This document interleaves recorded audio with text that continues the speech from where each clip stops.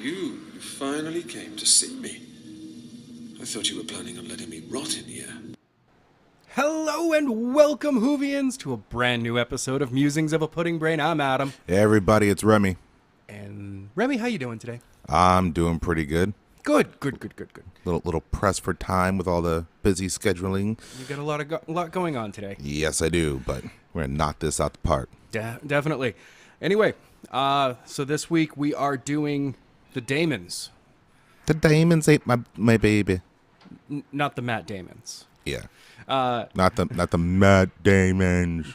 Hey, you leave Matt Damon alone. I like Matt Damon. He's an Oscar winner. That is true.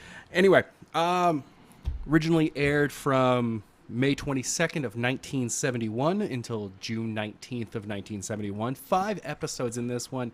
2.5 total hours. Yep. Man, that's a lot that happened. Actually, you know what? There was a lot of nothing that happened as well. That's kind of par for the course for the Doctor. But before we get really underway, should we do the weigh-in? Oh, yeah. Yes, we should. Yeah. So me and Adam here are in our 30s and realizing that we can't, I don't want to rock the dad bod. I want to look good again like I used to when I was younger. I've been rocking the dad bod for a little while now. Yeah. So it's time to change that up. Time to make some changes. So to help keep us accountable, we're starting to work out more and eat and try and eat healthier. Usually when we get together to record, it's kind of our cheat day. But yes, we also have a scale, and we're going to start weighing ourselves in. And I know I weighed myself last week. Yes. And I came out to straight 300 pounds. I've been weighing myself almost every single day because there's like 17 scales at work, so I just hop on one. All right. Even with steel toe shoes, I was weighing in at 230. I wish I could weigh 230. Yeah, my frame doesn't allow me to really weigh in at 230. Yeah, I'm 6'3" and 300 pounds. I'm really starting to hit like a bad tipping point. Yeah, I'm 5'10" at the most. Yeah. On a good day. Yeah. And 230 is too heavy. Yeah. I have my target. I'm not going to say it just yet because I might jinx myself. But yeah. I'll say mine. Well, go right ahead then. Yeah. Well, mine is kind of like the lightest I've weighed as an adult is 185, which wow. yeah. Which that's tiny for your frame and everything, man. Oh, there was a fair amount of muscle on top of it. So yeah, but I've seen the picture. I had the start of a 6-pack. I had that V. Yeah, but you know what I got now? I got like a frumpy smiley face thing going on, and I'm the one that's frowning. Yeah. Also, in your face, you looked too thin. I felt great though, but that was the lightest I weighed, and that's when I was like 20. I'm 30 now. 20. That was just after basic. Yeah. So. But generally, like when I was in the military, I settled out at the 200, 215 range. So now I'm going like, my first stepping stone is going to be like 250. Okay. And then try and get that down to like the 220, 215 range. Right now, the lightest that I ever weighed was 140. Wow. Yeah, and it did not look good. Well, you were up to no good at that point, right? Yeah. Yeah. Yeah. Yeah. No. The lightest I've been healthy wise was 160. Okay. And looked thin in the face. Yeah. But I wouldn't mind breaking the 200 mark right now. Fair enough. That's my first goal, breaking 200. All right. But so yeah, we'll be every week checking in and hopefully losing some weight over this time. Getting ourselves in a slightly healthier situation. Yep. Neither one of us needs to be facing bad health problems in the next 20 years. Yeah. I mean, like I don't have any kids, but I got nieces and nephews and whatnot, little cousins, and I want to stick around. A lot of my friends are getting married and having kids now, so yeah. I got like 4 god kids. So, I want to be around for a bit. All of my friends keep avoiding me for that stuff. I don't know why. It doesn't make sense to me. I remember one of my friends came up to me, like there wasn't like a ceremony or anything like that, but he's just like, yeah, you know, you're the godfather, right? I'm just like, are you and like I know what it means, like technically, like if anything happens to the parents, like it could befall Your first choice. Yeah, it could befall on me to, you know, take care of the kid. So while I'm honored, at the same time, just like I'm just like, don't go to like Rio Yeah. in the height of tourist season. Nope. Or like Cambodia, or like go near the DMZ or something crazy like that. Just stay put and have good insurance. Yep. Eat healthy. Nothing with bones in it. Yeah, eating healthy is the biggest problem that I have. Yeah, same. Well, for me, it's just being active. Yeah. Because I got a night job right now, and there's a lot of free time, but it's like there's sleeping, and just like trying to get up in the middle of the day to do anything when I know there's nobody around and I don't have too many errands. It's like damn near impossible just to like go out for a walk. For me, It's so easy to end up just being like, you know what? There's a television and a really comfy couch. yeah, it's like I could just not do anything from like 11 to 5 o'clock, and nothing is going to change whether or not I do it now or later. Yeah. You know what I mean? Yeah. So, you know, we're both making a promise. We're making it to the fans that we are going to get healthy. We're going to get a lower body weight. And hopefully it'll show up and we'll be in a better mood for most of these shows. I mean, Beefcake. I don't know about that, but... Well, I don't know. I want to be able to fit back into my dress blues. No, my I dress... wouldn't mind being able to fit back into some of my older clothes. Oh, yeah, that too. This summer, I've had to buy bigger clothes. Yeah, I got some really nice clothes that like I don't want to get rid of, because like I used to look really good in them, but they don't fit. So Yeah. Anyway, on to the episode. let's do it. All right. So we have John Pertwee as the doctor. Yes, sir. We have Katie Manning as Joe Grant. And we have Nicholas Courtney as Brigadier Lethbridge Stewart. I keep almost screwing up that last name every that's fine. time. I think it's just the Lethbridge part. Yeah, that's the part that screws me up. But that's part of his rank, right? No, Brigadier is. His name is Lethbridge Stewart. Lethbridge is actually his first name. Well, last name. They never specify a first name. Or they do, but it's very later on after Oh, so he's it's retired. Lethbridge Stewart is his last name. Yeah. Oh, It has okay. a hyphenated name. Oh, I did not. It happened a lot in England when two powerful families would come together. Kinda They would like- just hyphen the name. Kind of how like Spaniards would do it back in the day. Yeah. Yeah. They would be like, well, we can't get rid of the wife's family's name because that's a very powerful family. It's actually more powerful than the husband's family. So we'll we'll hyphen the names together. Yeah. But the husband's name always went first. Anyway, so cool little thing right away that I noticed and I absolutely loved in the opening of this episode was the doctor working on Bessie and making her a remote-controlled car. I thought that was really cool. I thought that was pretty cool too. One thing that happened before that in the opening scene, there's a gentleman walking a dog. Looks like he's leaving a pub. Like he popped in there for a moment. Yeah. He's leaving the pub. Probably grabbed a quick pint and like had the dog Quick say. bite. It's that late at night. He's probably been there for most of the day. Okay, sure. He looked sure. retired too. Okay, so. fair enough. But he probably brought the dog there to say hello to all the neighbors and whatnot. course. You That's what pubs were. Yeah. And so he's walking supposedly home, and the scene, like, it's rainy, it's dark, it's windy and everything like that. Stormy. Yeah. The first thing that came to mind was An American Werewolf in London. Yeah. Just I mean, I once you pointed that out to me, I noticed it. But before that, I was just like, it's grainy. It's the film stock. It's the way it was filmed. They didn't really have to get a night shot. You actually shot at night. Yeah. Which sadly means that you had a lot of absolute black, like, in the shot. Yeah. And things could get, you could lose things in the shot. But, that's what you did to get a night shot.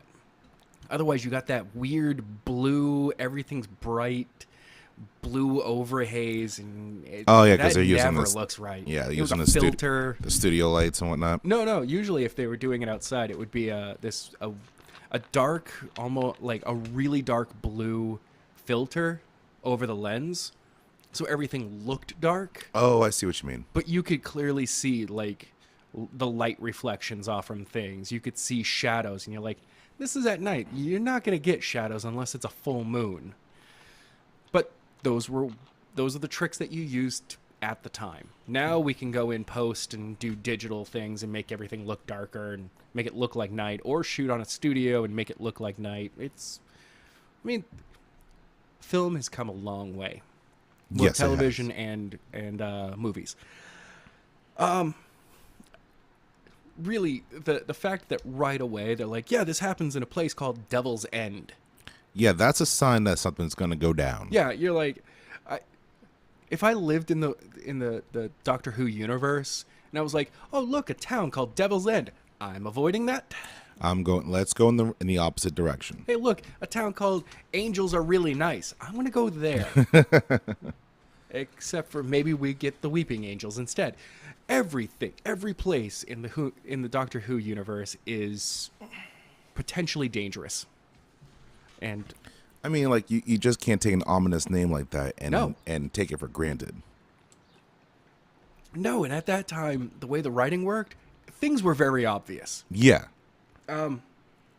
Because we get, once again, it's still going on our theme of the Master here. We get we meet the Master, who's still stuck on Earth because, the Doctor stole his dematerialization circuit. Yep, from his TARDIS. Yep. Yeah. I was going to say, I'm sorry, continue on. Okay. Anyway, so, yeah, we got... Wow, I got a really weird note here, and I don't remember. I cannot understand it. Anyway. What does it say? Mast conducts ceremony while dig site is open. Oh, yeah, okay. That was that. So there's a dig site that they're trying to dig up something. Yeah, at Devil's End, probably on the outskirts of town or whatever, there's a mound, an old Burial ground? yes, of some sort. And, Devil's Hump? Yeah, it's nicknamed the Devil's Hump. Yeah. England has a bunch of these all over the place. Oh, yeah. So they're excavating it. They're looking into it, poking around, archaeologists and all that fun jazz. Yeah. So while that's going on, and there's a TV crew and everything. Yes. And, I mean, it happens. Yep. You get a TV crew to come out and, you're like, hey, we're about to open this thing. Come on out and film us doing it. We're gonna present it to the nation. And yeah, and then you find out that the Master is posing as the local vicar. Yep. What's his name again? Oh, man, The Reverend Magister. Yeah, Reverend Mr. Magister. Yeah, it was like, once again, the Master is terrible at picking fake names because they always this is Latin for master. Yeah. He is terrible at picking fake names. Well, he's got a couple of beats that he always hits on time. Yeah, he's like there's a couple of things that I have to do every single time I'm trying to take over the world. One, I have to pick a terrible name and pose as somebody in a local area, and that terrible name has to just basically be a version of the Master. My henchmen have to dress up the same. Yes. Oh yeah, and I have to impose my will on these henchmen. Yes. I can't just trick them into doing things for me. I have to impose my will upon them.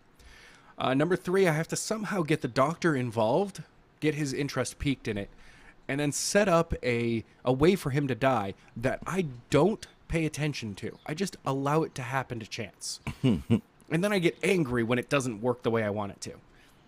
Seriously, the Master originally had terrible, he was the bad villain for a while. Yeah, he was. But yeah, he's now conducting seances and black magic, if you will. Once again, still using the locals' superstitions. Yes. And using that to his advantage to call forth the daemon. Yeah. So what's going on is while this excavation is going on, the TV crew has convinced the man in charge of the excavation to, at the stroke of midnight, open up the tomb. Yes. You know, make it a little more dramatic for the people and whatnot. He doesn't care. He's happy that people are interested in and whatnot, but he kind of just wants to get his work done. He just wants, actually, it came across that he just wanted to be famous for doing this. Yeah, I mean, Kind like, of a dick. well, the dick moments came from like whenever anybody brought up the superstition surrounding like, oh, you're tampering with things that you don't understand. Other than that, he seemed like just somebody who's just like a little bit older, wants some recognition. But at the same time, while that's going on, the master is having a seance to try and raise up the daemon that resides, you know, in the tomb or whatever. And it's kind of funny because he's all dressed up. You know, there's people, there's He's got robes, there's wearing seance, cloaks. there's incense and everything like that. And he kind of remind me, and I know like they're all just ripoffs of each other In one way or another. Yeah, but in that instance, the master kind of reminded me of Dr. Orpheus from the Venture Brothers, who's a ripoff of a Doctor Strange. And in the first episode that we saw the master in, I said like, oh, he kind of reminds me of Doctor Strange a little bit. Yeah. I mean, I noticed that too. Yeah. And I was just like, oh, well, you know, that's pretty cool. Yeah, I mean, intentional, unintentional. It's just probably unintentional. Yeah. But yeah, so the ceremony's going on. They're about to get into the tomb. They break it open, and basically all hell breaks loose. Yep. And that's where we get our first cliffhanger. Yep. And right at that point, the doctor and Joe have come up into the tomb, and like they're trying to stop everything. Mind you, while they're traveling from unit headquarters to Devil's End, the town, they are mysteriously sidetracked a couple of times. Yeah, when there's a lot of weird wind stuff in this. Yeah. And I was like, okay, I understand that you can't exactly have the monster on screen all the time. Mm-hmm. Because it ruins the sight of the monster. Yeah. Cloverfield. Yeah, Cloverfield. Every monster movie ever. Yeah. But you get a moment. To me, it felt like it was way too long before we finally got to see the daemon. Yeah, that is true. And it was just like, thanks for. And this is my only complaint of the classics episodes, because the way that they were written, it stretched things out a little too much. This was kind of an example. You could have cut this down to 3 episodes, and it would have worked a lot better. Yeah. It would have been tighter. It would have been faster. I think because of the constraint of it being half hour. Yeah. But at the same time, you have the ability to generally go 4 half-hour episodes. Yeah. You have to have like these cliffhangers at each part, and something has to happen or kind of not happen in between all this. Right. You know what right. I mean? It's a hindrance and something good at the same time. Yeah. But come to find out, after the cliffhanger, the professor, the one that was trying to open the tomb, which did eventually open, was frozen to death. There was an expel of so much cold air. And the doctor was also caught in that. Yep. The first time that they showed that, though, like the cave-in, the amount of dust in the air, the professor and the doctor on the ground, frozen, I had no idea what was going on visually. Yeah, same here. I mean, just like, okay. Looking back on it, like, oh, okay, this is supposed to be like snow almost to make it look like it's still just looked like dust. Yeah, that's exactly what I thought. Like very uniform dust in this almost cave-in. Yeah, that's going on. The ground was shaking and everything. That's the impression that I got too. Yeah. It's like, okay, I mean, this is 1971. Things visually didn't get any better until New Who. Really. Yeah. So yeah, that happens. The doctor's not dead. The professor is, though. And they're both right next to each other. They should have both been just like frozen to death at that moment. But the doctor's not, from the Earth, so he's going to survive. This is one of the times where classic Doctor Who, I was just like, you just kind of the writers just allowed the Doctor to survive. And it was just like, come on, guys. now you're pulling the rug out from underneath us on, will he make it or not? Is this kind of like idocaine powder? What? Idocaine powder from The Princess Bride? I don't remember that.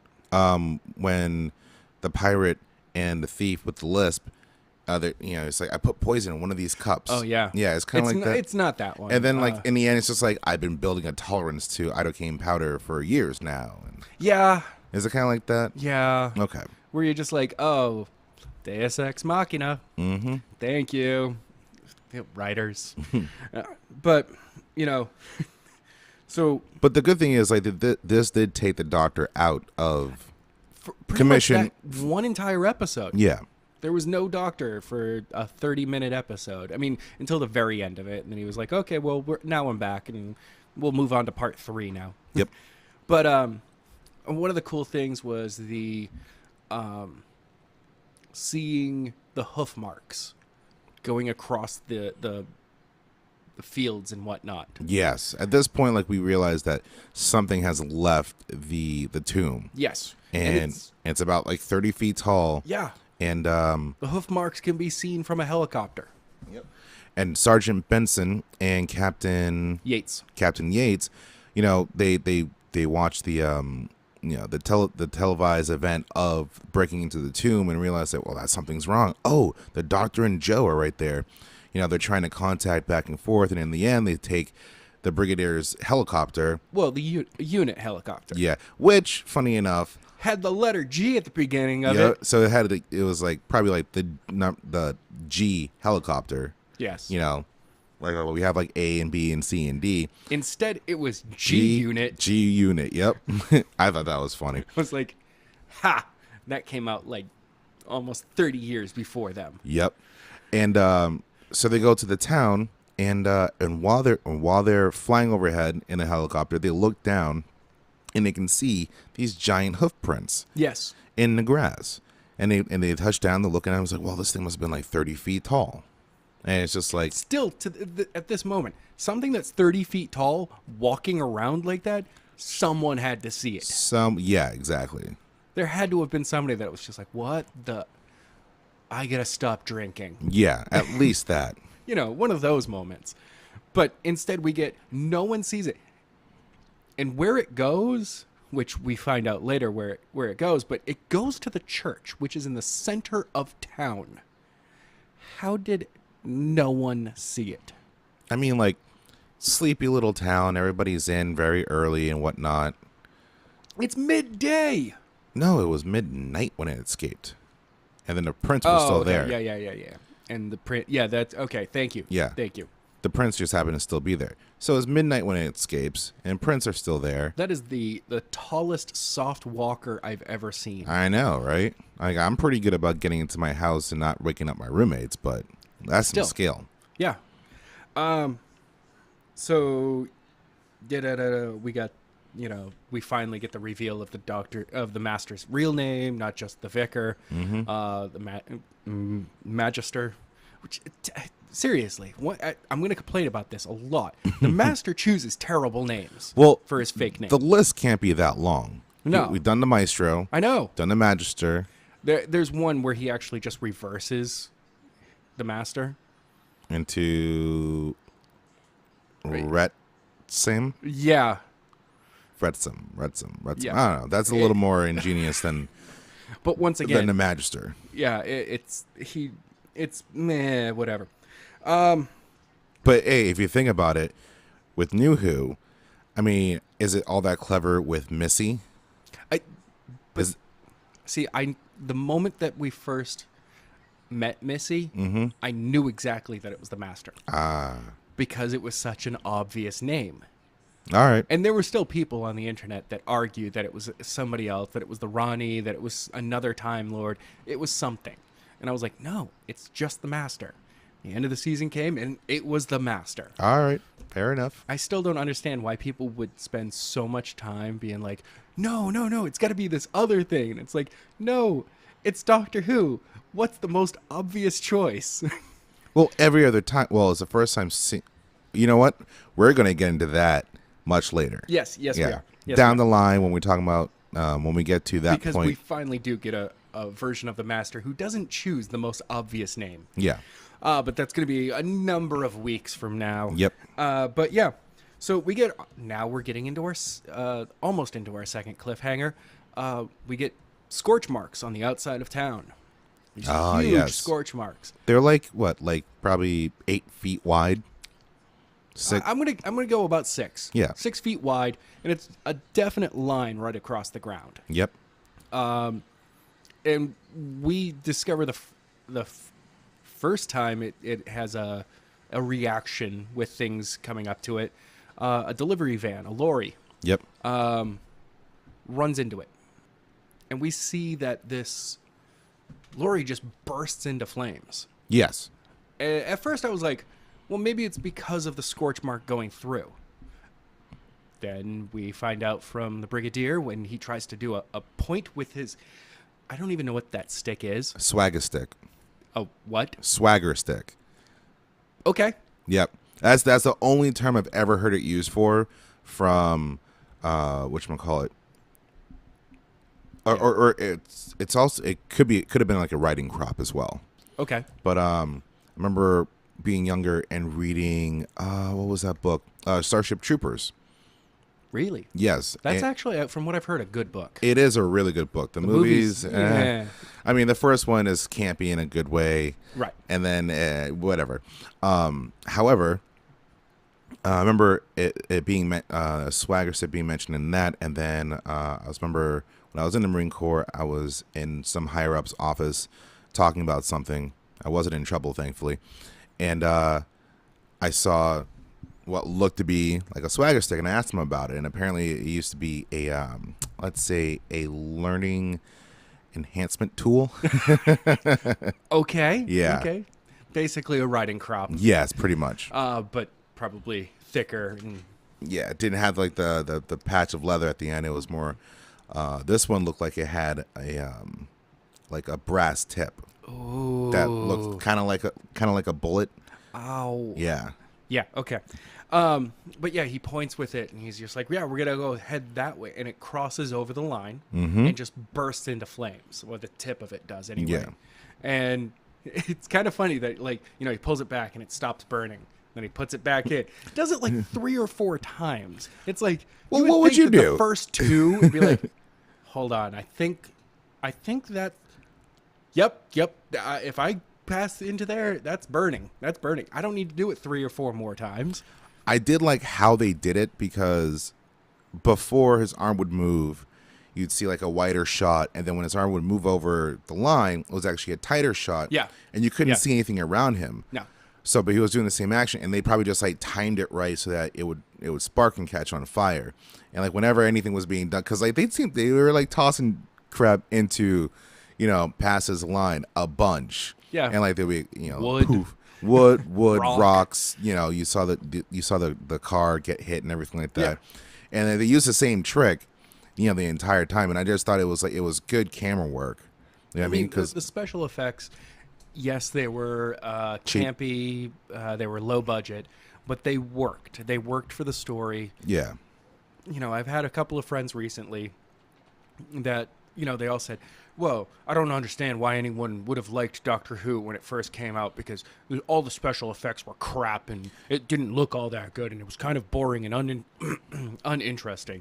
And I was like, that's because you got spoiled on today's TV. Yes. I'm like, if you Jim grew up- Henson, George Lucas, all Spielberg. all the stuff that they did that moved things away from just the writing as the main body to a visual spectacle. They're the ones who pioneered us being spoiled by amazing visual effects. Now, here we are. We're going back and we're looking at this stuff and we're going, they did the best that they could with what they had. And it still and for the time, it looked good. It looks good and it's believable. Yep. And it works with the story. Yeah. And now you have people, I think a fair amount of people are kind of want some aspects of physical special effects to come back. Yes. Like when the new Star Wars came out, when the latest Star Wars came out, and Yoda was CGI the okay, entire. the last one. Yeah. Okay. And Yoda was CGI the entire time. I don't think I knew a single person who didn't want a puppet there. Now we all understood. Some of the close-up shots could have been definitely a puppet. Yeah. Okay. Yeah, and I personally think it will look better, and I personally think it probably would have been faster too. Yes. And we all understand that like when Yoda's actually fighting somebody with a lightsaber, it's got It needs to be CGI yeah, at that moment. that's understandable. Nobody, and like if it's really good CGI, all the better for it. But like, why not have a damn puppet there? Just makes more sense. Yes. Yeah. So yeah, because of this line, and Damn you, Lucas!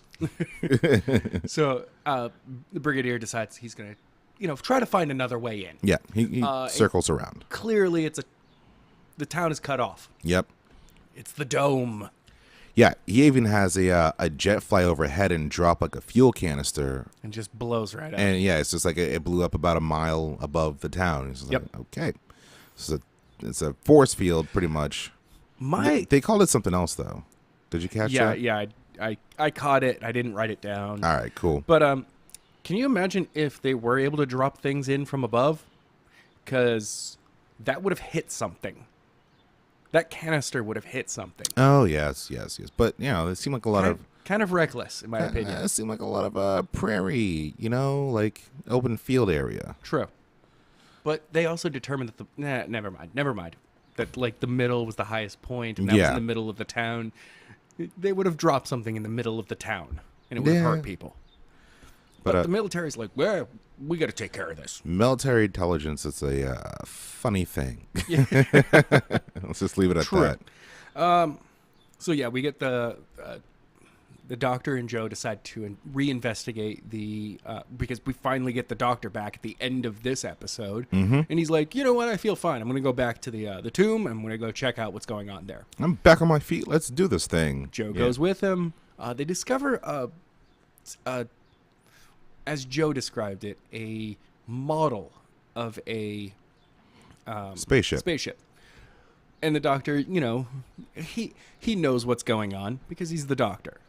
And he looks, he's like, Joe, just try to pick that up. And she's like, it weighs so much. He's like, I estimate that it's 750 tons. She's like, but it's like 15 inches long. And he's like, nope, it's just miniaturized. It's supposed to be much bigger. Yep. And there's a moment where she's just like, I don't get this. And for me being a big fan, I was just like, you're actually saying that you don't understand this to a guy who has a TARDIS that's bigger on the inside? What this episode and watching over like older episodes has got me to realize like the main trait of the Doctor, like in the old school Doctor, as maybe it might just be Pertwee in general, is a bit of being a little pompous. No. Yeah, just a pinch. Not at all. And then he wouldn't do that. Yeah, and then in the new Who, it seems to be like he's a little bit more humble because of the war with the Daleks, the Time Wars. Yes. Well, and him running and all that fun stuff. Up to Capaldi. Yes. Capaldi's bringing back the pompous. Yeah. And I kind of like it from him. Yeah, we're gonna see what happens with that and go from there. I mean, we got Series 9 coming up soon. Yep. In a couple of months. Oh, I can't wait. Anyway, so this weird gargoyle thing that the Master controls. All right. Remy, tell me about it. Okay. So, obviously, it's 1971. Not the biggest budget. Nope. But this was CGI at all. No CGI. However, this costume was so bad. There was a zipper on the front, and I think there was one on the back too. Probably. Yeah. So the guy's wearing like gray bodysuit with like this gargoyle head, and the gargoyle head has like his tongue sticking out, which just makes it look more absurd. And then it looked like they took the kind of fairy wings that a little girl would wear for a fairy princess costume. Yep. It's the wing and then two elastic bands. Yeah. You put your arm through it and they just kind of like flap on their own. It's just bigger and made to look like it's for a gargoyle. It, Just wire and sheer cloth, yeah. and he's just kind of like a really bad tail, A really bad tail. Constant, hopping around. hopping, arms moving around weirdly. Yeah, I think that was just so you could see like the wings move and the tail move, flap around and whatnot. But it just it was bad. It came across as ridiculous. Quite so. And that's not even the daemon. That's not even the daemon. That's just some thing that the master controlled. Yeah. And it was the most ridiculous thing in this episode, in this story. And yeah, so at the tomb, the doctor and Joe are attacked by it. And that's your second cliffhanger. Bum, bum, bum. Bum, bum. Yeah, the doctor saves the day with a iron trowel. Yes, and when we get back into the episode, apparently, so like superstition was taught a lot, like from the get-go Yes. of the demon story. Yeah, it seemed to be like kind of the underlying theme. Not even underlying; it was It was quite quite obvious. Yeah, the doctor saying that magic doesn't exist is a scientific explanation for everything, and especially with the imagery of the gargoyle moving around, of the hooves on the ground, what the demon actually looks like and everything. Yep. It seems like the devil. I mean, the town is called Devil's End and whatnot. There's a character in the story that's called it's called Mrs. Hawthorne, and she's apparently a good witch. Yes, she's a white witch. Yeah. There is a moment where the wind kicks up and a policeman, a Bobby, grabs clearly comes under someone's control. Yeah, and it's the same kind of thing when the doctor and Joe were trying to find Devil's End, Yes. and like a signpost spun around like in a Looney Tune commercial episode. Yep. And everything's pointing in the wrong direction, and they get lost. Well, yeah, he picks up this Bobby picks up a rock and he's about to bash Mrs. Hawthorne over the head with it, and then she chants something, calms the wind down, and he comes back to his senses. Yep, which we'll explain a little bit. That actually happened earlier. Yeah, Way it did. It did happen earlier, but there's an explanation for it that happened later in the episodes. Yes. So. Come to find out, the daemon has a lot more power than expected. Yeah, we'll get into that in a minute. So where were we? We find out who it's the third episode of this story, and we finally figure out who the bad guy or the daemon really is. Yeah. It's from a race called the DAEMONS. Mm-hmm. From the planet Deimos. Yeah. I'm like, wow, that's really unoriginal. Oscar Wilde wit right there. Yeah, that's high end. That's high end right there for everyone. But yeah, and the doctor doesn't know this particular being's exact name, but the master, when he calls forth the daemon the first time, calls him Azel. Is it Azazel? No, it's not Azazel. It's Azel. Azel. So just a variation of Yeah. Azazel. Azal, something like that. Azrael. No, not Azrael. There's too many. It's Azal. Okay, I'm just saying a variation. Yes. Okay. I mean, the other names that you just mentioned, those are the names that we've allowed into our into folklore. Yes. And these are supposedly, the doctor runs down a list of, horned beasts that we've known through the generations, and they're in more places than just your standard,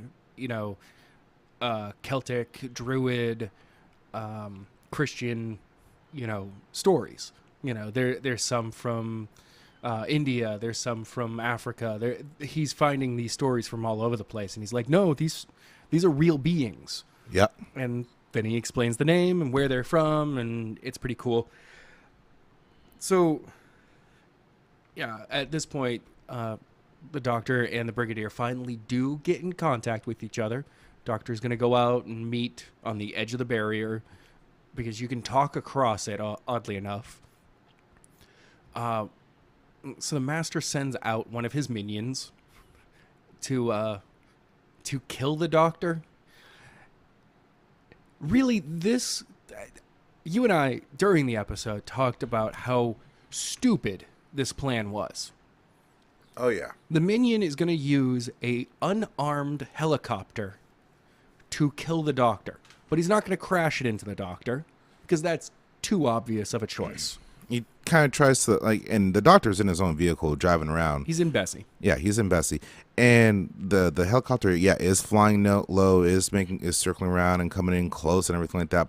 But without actually crashing into Bessie, Yeah. like, how not do gonna you do plan anything. to stop? I mean, like, He's supposed to herd the Doctor into the barrier.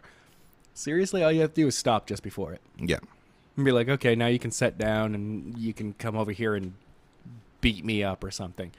But clearly it becomes a chase, if you will. You know, kind of a total James Bond moment. And we get, to me, one of the funniest moments for a companion that's just not going to listen to the Doctor. Oh, Joe seems to be one that just doesn't want to listen, but wants to impress the Doctor. Yeah, bad combination. It's kind of terrible. So they're driving along. They're coming to the line in the sand of the force field and whatnot. Yep. And the Doctor gets close to the force field, and then Banks turns hard right. Yes. And he tells Joe, and like before, he's clearly before. He's like, hold on tight, hold on tight, hold on tight. I'm gonna make a turn. He bangs hard right, and he She turns. doesn't hang on to anything. No, and she shoots. It's almost like she jumps out. Yeah, and like granted, like Bessie doesn't exactly look like a vehicle that is set for safety standards or anything like that. But I'm No. sure there's like a handhold, maybe a seatbelt. Probably not a seatbelt, but there's definitely handholds. Yeah, and Joe just shoots out, and the helicopter somehow just didn't see this coming or didn't pull up and hit the force field and blows up. Though I wouldn't be surprised if it was like a model. Oh, definitely. Yeah, it had to have been a model because of the budget constraints and everything like that. You're not going to blow up a helicopter. I mean, unless it was like about to die anyways. But then why would you use it to film with? Exactly. Yeah. Exactly. But yeah, that's and then we catch back up the Master, and we get our third cliffhanger, and the Master calls forth Azal, the demon. Yep. For the second time, and which is where this is about the time where we find out that Azal will make 3 appearances, and on the 3rd appearance will make a final judgment. And he's been running an experiment with humans, basically. Yep. Since the beginning, Yeah. they've been helping humanity out in little bits and spurts, and then seeing what happens. But only helping them to their advantage. True. So Which is never fully explained, though. No, it's not. Like, yay for us. True. Obviously, true. Industrial Revolution, medical advances and all that, and fire, The Renaissance, Yeah. stuff like that. But it's never explained, like, how this is going to help them out. No. Unless, like, they're just...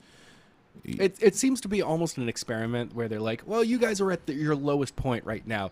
We're going to give you something to get you going again to see, and we'll catch back up with you and see what's going on later. Yeah. And the Doctor does say, like, these creatures aren't exactly evil, but they're certainly amoral. Yes. The only thing I could think of is that they were building humanity up so that they could have skilled forced labor. Probably. That's the only thing I can think of. That seems the most normal response for an amoral race. I mean, nothing came off as trying to, as altruistic as just helping for the sake of helping. Yeah, no. So yeah. So yeah, we get the final the third cliffhanger. Everything gets shaky. Mm-hmm. Once again, you can clearly tell that all it is the camera shaking, not shaky cam. Yeah, it's just shaky cam, and everyone react much like original Star Trek. Yep. Something would the ship would get hit with something, and everyone would dive to the left or dive to the right, and you'd be like, oh. I love the ones where like everybody's diving to the left, but there's guy. one person dives to the right. Yeah. Oh, it's and hilarious. You're like, you got it wrong, and they didn't decide to reset everything because nobody caught it until post. You always hope that like he's going more forward than opposite direction, or more Yeah. back than opposite direction, because that way, that one you can kind of explain a little bit. Yes. Yeah. You know, everyone's being knocked off their feet due to one major concussion.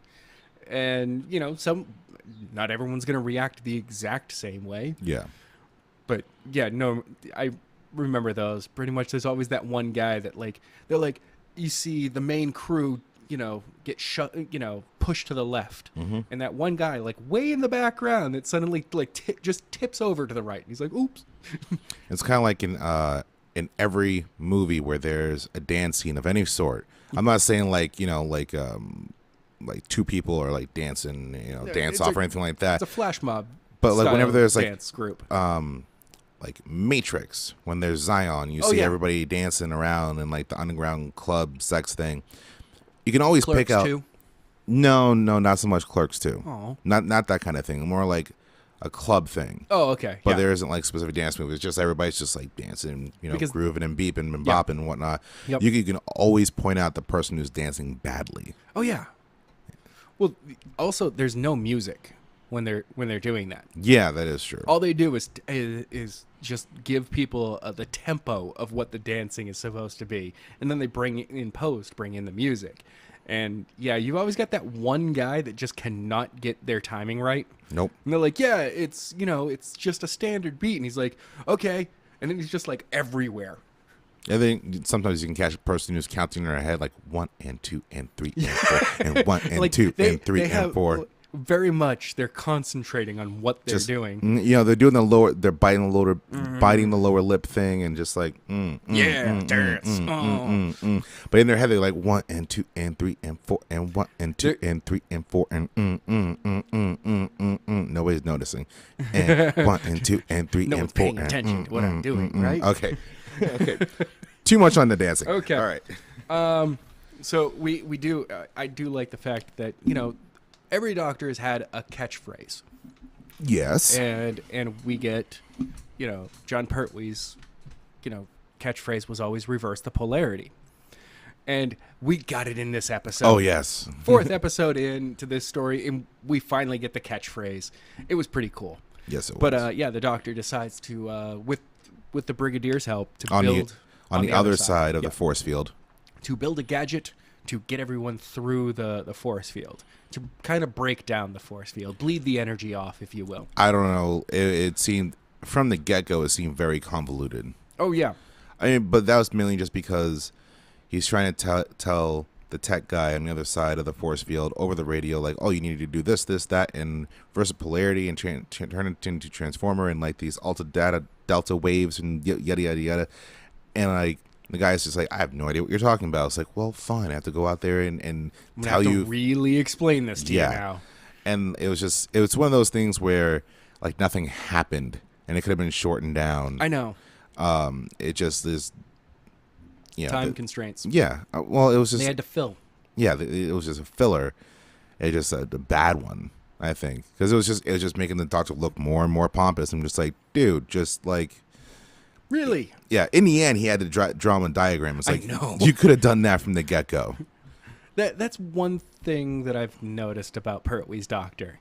He's kind of a dick to people. Yeah. Especially like other scientists. I mean, like, granted, this guy was kept on asking questions like, listen, we don't have time for this. Yeah. Yeah. I need to go back and kill this demon or something. I need to go save the day here, and you guys are stuck on the other side. I'm giving you a job. Just pay attention to the job. Yeah. Yeah. And then, so Joe, in her infinite wisdom, decides that she's going to infiltrate the caverns Yes. where the master's been running the ceremonies. Really, just a whole lot of wonderful, wonderful stupidity going on. Oh, my God. Captain Yates catches up to her, Yep. and while they're investigating that area, the master and some minions show back up. And this is where we get some true Scooby-Doo level stupidity. Oh, the hiding is terrible. They hide around this decorative, You've seen a Chinese fan, right? Yes. Okay, so Yes. if you take off the paper, you have the frame. Yeah. It's kind of like arced out like that. It's a Yep. big metal thing that's kind of like that. It's see-through. It's see-through. And then just standing behind it, it what seems to be like, probably in real time, like an hour. I know. And they're hiding away. And it's just, and this is the kind of thing like a Scooby-Doo villain could have seen through. Oh yeah, I was kind of expecting, and I was like, I can see it now that the master actually saw them. Yeah. And one of the minions was like, "Sir, we can see them hiding. Don't point at them. Don't point at them. Just ignore them, and they might go away. Because I have master plans over here, and don't worry about them. Don't worry about them. They're hiding. Just let them think that they're hiding." Yeah, I was just like, come on. So obvious. They were like less than 20 feet away. Yeah. It makes me wonder, like, how smart were people back then? Well, Or just willing to accept? I think it was just willing to accept. Okay. Because there have been other times where, especially with Tom Baker Doctor, where they hid behind a tapestry and you're like, their feet are sticking out the bottom. Come on. I don't know. I remember being a kid and getting my mom a couple of times by hiding behind a curtain. And you'd think like the whole seeing your feet thing would like give things It would away. be enough. But how often do you look at a man's shoes? I do all the time. Is that because you've seen Shawshank Redemption like a million times like everybody else? No? Okay. No, I look down a lot more. Okay. All right. But yeah, we get that. Also, one thing that wasn't explained until like later into this story is that it's May Day. It's the May Day celebrations as well. And Oh, I was trying to figure out what day it was, and I put like Beltane. well, there were so many superstition, occult references in here that I kind of think they overlapped and contradicted each other. I mean, if we had, if I kind of wish that we had a guest with us today that had more knowledge regarding that. So they could be like, no, everything in this episode was contradicting other things. And if you accept it from a science point of things, it made more sense. But yeah, from the occult, probably not. Because, it was everywhere. Yeah. But yeah, so it's May Day. They've got the maypole out, and they're doing the ribbon moving around thing. Safety dance. Safety dance. That's all I could. That and Willow is all I could think about. I know those two things. But yeah, we got that. The doctor tries to walk through, gets captured. It was the lamest capturing I've ever seen. Yeah. Until the guy, one of the townspeople, kind of the guy running things, pulls a gun, and it's like, okay, well, at that point, I understand. Yeah, I mean, like, again, the master has this thing for having his henchmen all dressed the same and alike. Yeah. And like, there's a parade going down the street, a bunch of guys dancing and everything going on with the parade, and the doctor tries to walk through it all, and then they start circling around him and they capture him. And then there's a dude dressed up in torn newspaper. I thought it was a money suit for a moment. So did I. That's like, exactly what I thought. And then like money suit? and then they go in. It's newspaper. Okay. Yeah. And they capture the doctor, and like it was kind of like the doctor's just like, you've got to be kidding me. Like, I just walked into this. It's like, you got a gun and there's 10 of you. That's the only reason why. You guys look ridiculous. Yes. But yeah, we get a moment where that leader convinces everyone that the doctor's actually a witch. Whatever. It can work, it can't work, but whatever. I mean, this was also, at this point, all of those people are convinced by the master that by bringing this daemon out, the spirit or whatever, will give them everything that they've ever wanted. Which is a lie. Yeah, because it's the master. He lies. He lies worse than the doctor. The doctor at least will lie to you to make sure that you're safe. Kind of. Ish. A little bit. Kind of. And, we get a Monty Python moment, which is really hilarious because the moment that we're talking about, Monty Python did 4 years later. Yeah. it's the burn the witch moment.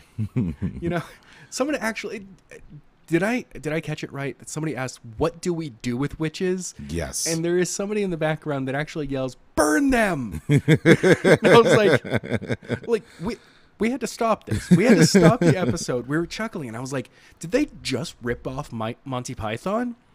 I looked it up. It turns out that Search for the Holy Monty Python and the Holy Grail came out 4 years later. Was there any link that you saw online between the two? No. Okay, so you can call it coincidence, or maybe it wasn't. Who knows? It could be that funny. You know, that John Monty Cleese Python and the guys rest of them thought that was that moment was just so hilarious. It is funny though. Just burn them, burn a witch. It's so ridiculous because the entire episode changes from being, you know, like scary, you know, Doctor Who's scary anyway, and just a dark feeling to suddenly just being like, no one has any idea what's going on anymore. This is total mob mentality, and the intelligence of everyone involved has dropped by 20 points. Yes. Yeah, so we get that burn the witch moment. It's funny. I suggest go check out the episode, check it out, and once you see that moment and how that scene plays out completely, it's all gonna fit together. It's hilarious. She turned me into a newt. Yeah, I was expecting that to show up at some point. But I got better. You have a terrible English accent. Yes, mine is horrible.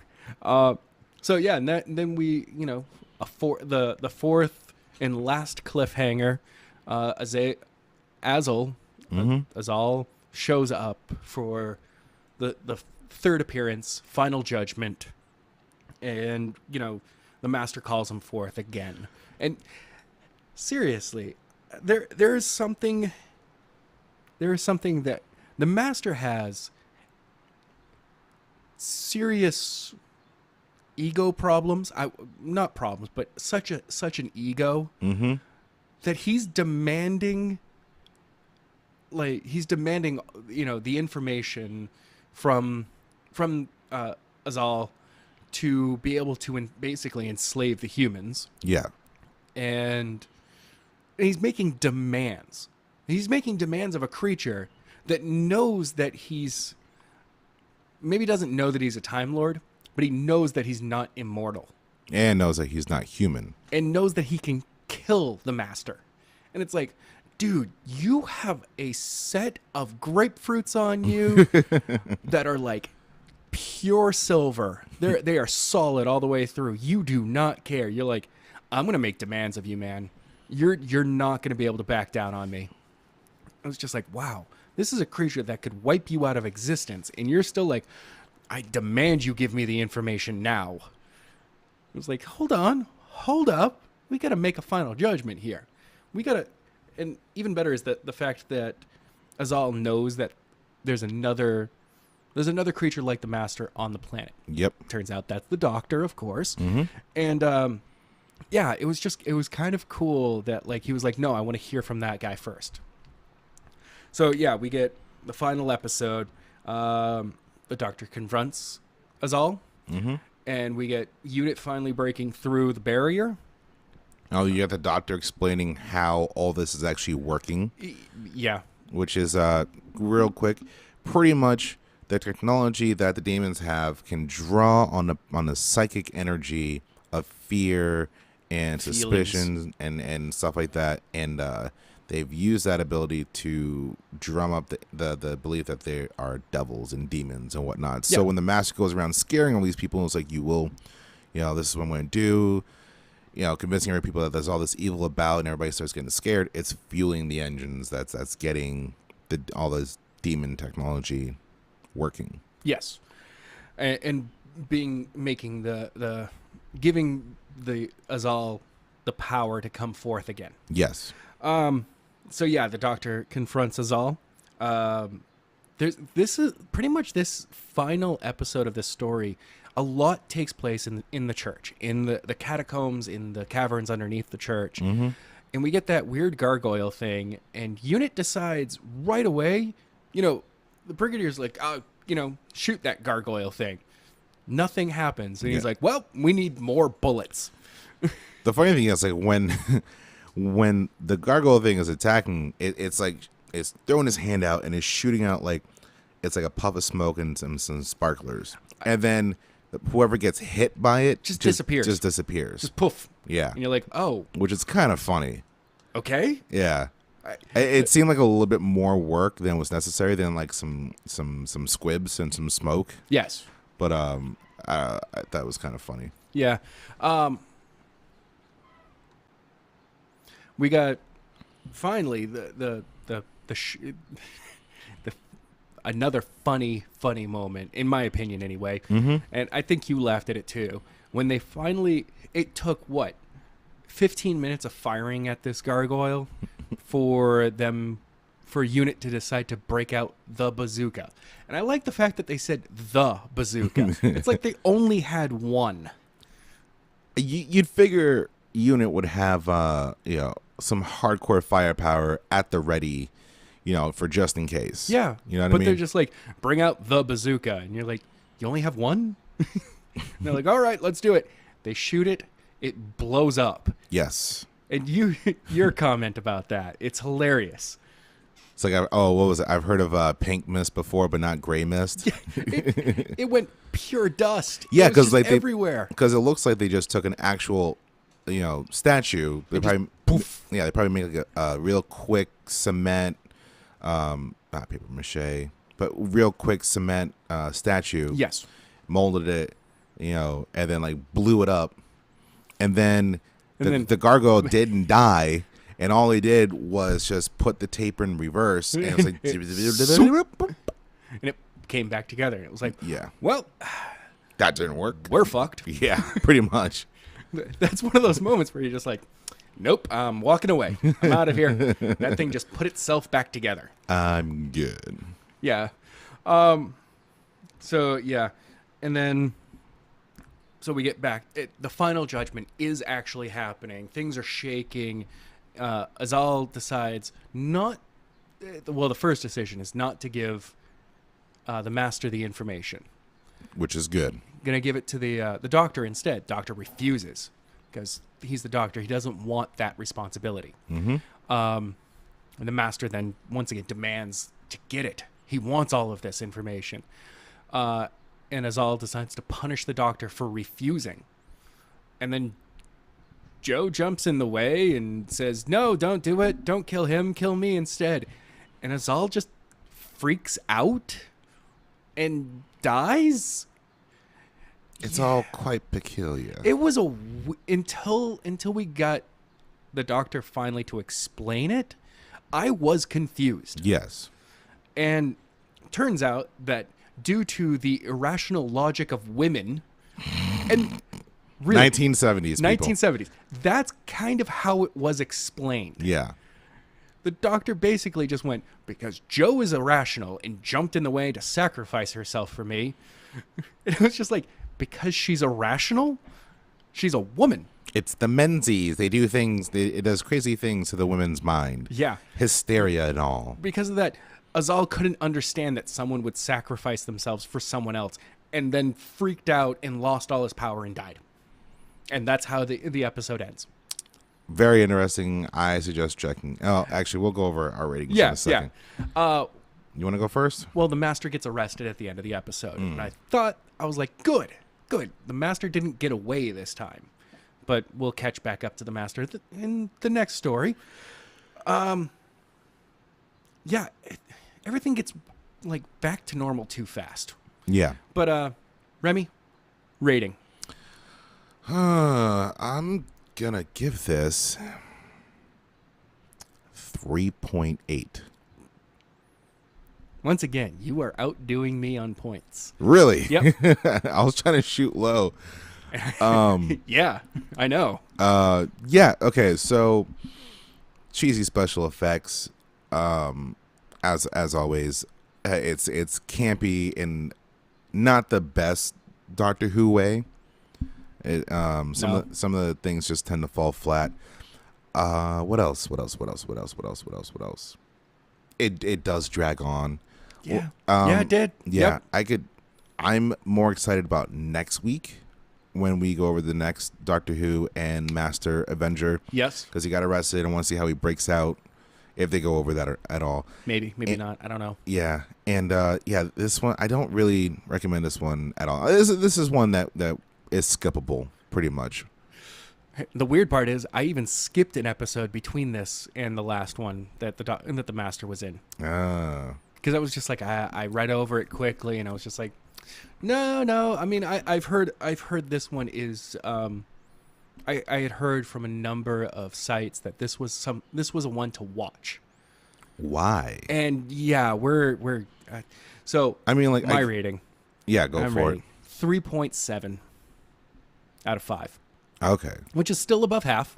Yep. But yeah, I mean, for me, the episode, the Doctor was kind of a dick to everyone. A little more so than usual. I mean, like from the beginning. I got it because you have all these superstitions and all whatnot. It's like, it's science, people. It's like, but he's even a dick to other scientists. Yes. Who are just like, I don't understand what you're explaining. Could you explain it better? And they're just like, and the Doctor's just like, I don't think I should have to do that. You're too stupid to understand. And it was like, come on, dude. You know what? You're on Earth. You know where you at. Yeah. You know if you know gotta how break, stupid we are. You know you gotta break it down Barney style every so often. Yeah. One saving grace for me, Master was very menacing in this episode. Mm-hmm. Very very well written. I did like his parts just because like it was very grand. He did like, keep throwing the horns. He was very metal. But like you have smoke, you have robes, you have minions, you have seances and chanting and whatnot. Yeah, that part was kind of cool. That stuff was done very well. I mean, visually it was done very well. Some of the reference material that they used was, I don't understand what they were trying to do with it, but whatever. Yep. It was too easy of an ending. I mean, if things didn't wrap up so quickly, I think I would have given it a higher rating. But there's still something special about the classic episodes, about the classic writing, the fact that it was done serial style, that you would tune in for 5 straight weeks to get the story. Yeah. And then you were like, okay, well, that story's over. What's the next story? You know, I wish that kind of stuff would happen more often. Like the only thing that happened that's out there like that happens today is we get 2-parters. There's 2-parters. There's maybe the entire season. Well, no. Whatchamacallit? What is the name? American Horror Story. Yeah, but that's the entire season. I know, but in a sense, that's the closest that we get nowadays. Yeah. Anyway, yeah. This is one that if you want to watch episodes of The Master, go ahead and watch it. Yeah, if you're really invested in watching Doctor Who stuff, and go for it. Check it out. But brand new fan? No. We'll find it really boring, and we'll really not like the Doctor at all. No. But I mean, we're fans of the classic series as well. So yes. Yeah, we put ourselves through this for you folks. It's not that bad. It's not that bad. No. There's worse. That is true. We might find those someday. Anyway, next week, ladies and gentlemen, we're going to be checking out The Sea Devils. Once again, something to do with devils and demons and the Master. Until then, go ahead and check us out on Twitter. We are at 01pod. That's 0, the number 1 pod. And same thing over on SoundCloud and on Facebook. We are the 01 Podcast Group. Go ahead and check us out. Give us a like if you enjoy what you're listening to, and please, sharing is caring. Anyway, Remy, have a wonderful week. Same to you, man. Thank you. Internet people, have a wonderful and safe week. We hope you come right back with us again. In the meantime, remember to keep your eyes and ears out because you never know where or when the Doctor's going to show up next. Peace out, y'all. Bye.